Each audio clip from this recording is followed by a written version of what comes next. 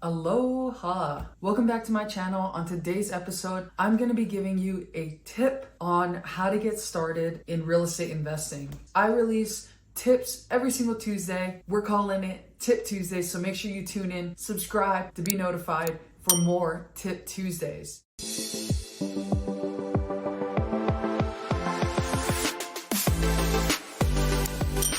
On today's Tip Tuesday, I'm bringing you the nitty-gritty of how to choose a market. When it comes to buy and hold and long-term investing, that's not what we're going to talk about today. Today, we're going to talk specifically about how to choose a market to wholesale or fix and flip in. So there's typically two things that you really want to keep in mind when it comes to choosing a market. Number one, first and foremost, is going to be demand. You need to ask yourself, are there buyers buying in this market? If you're in a major city, you're typically going to have other fix and flippers there who would be willing to buy your deals.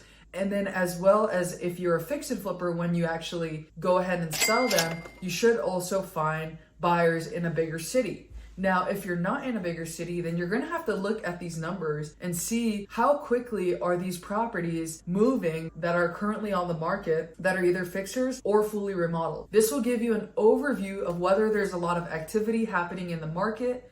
Another way that you can look and see how much activity is actually happening and how many flippers are active in your market is by going on a software to see properties that were bought and sold within 1 year of owning it. So for example, if a flipper is going to go buy a property, they're probably going to sell it in 6 to 12 months. So you want to search on a software that gives you the ability to filter properties that were specifically bought and sold within a year. And if you don't have a software that can do that, Propstream is actually a really good software that I use to look for cash buyers, flippers that would be interested in buying my wholesale deals. If you're interested in Propstream, make sure you go to the link in the description below to sign up for a free 7-day trial. That way you can be on your way to finding cash buyers for your wholesale deals. Now, when it comes to choosing a market, if you find that there are a lot of fix and flip buyers, cash buyers who are buying homes to renovate and sell, and then there's also a lot of people who are moving there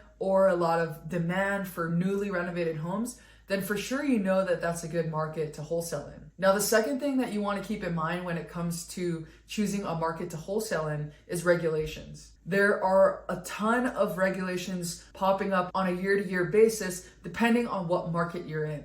And let's say that you're not licensed and you're in a state that requires a license to wholesale real estate, then you're out of luck.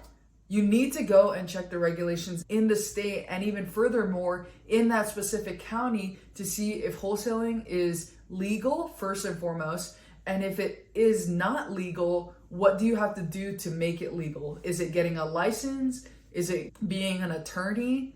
The answers are endless and you're gonna have to go directly to your state to find out what the legalities are for wholesaling in your market. And so those are really the two main things that I would keep in mind when it comes to choosing a market.